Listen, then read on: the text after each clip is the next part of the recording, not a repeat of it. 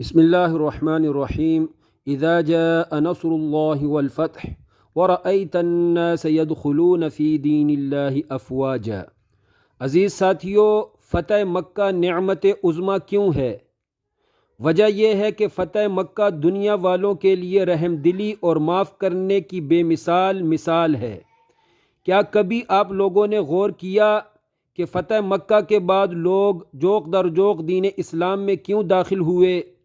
فتح مکہ کے موقع پر کیوں روزانہ ہزاروں لوگ مسلمان ہوتے چلے گئے؟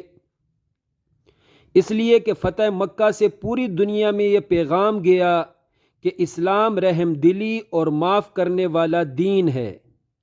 وہ کفار مکہ جنہوں نے عرصہ دراز تک مکی صحابہ کرام پر جبر و تشدد کیا، ظلم و ستم کے پہاڑ گرائے، صحابہ کو مکہ چھوڑنے پہ مجبور کیا، مظلوم صحابہ کے گھروں اور ان کی جائیدادوں پر قبضہ کیا، ہر چیز اپنے نام کر لی، اس کے باوجود فتح مکہ کے موقع پر صحابہ کرام نے کمال رحم دلی دکھائی۔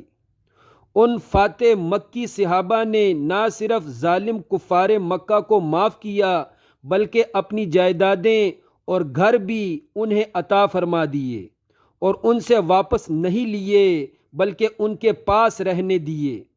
اس رحم دلی کے قصے جب پوری دنیا کے کافروں نے سنے تو بغیر بحث و مباحثہ کے کافروں نے اپنے آباء و اجداد کا دین چھوڑ دیا اور جوق در جوق اسلام میں داخل ہوتے چلے گئے۔ فتح مکہ میں غریبوں کو بے مثال عزت دی گئی۔ فتح مکہ کے موقع پر جب مکے والے نبی پاک کا شاندار استقبال کر رہے تھے، اس وقت نبی پاک علیہ السلام نے اپنے ساتھ اپنی سواری پر اپنے غلام کا بیٹا بٹھایا ہوا تھا۔ عزیز ساتھیو، فتح مکہ کے موقع پر کعبۃ المشرفہ کی چھت پر اذان دینے کی سعادت سب سے پہلے حضرت بلال حبشی کو عطا فرمائی گئی، لہٰذا 10 جنوری کو گج وج کر جشن فتح مکہ منائیے اور ثواب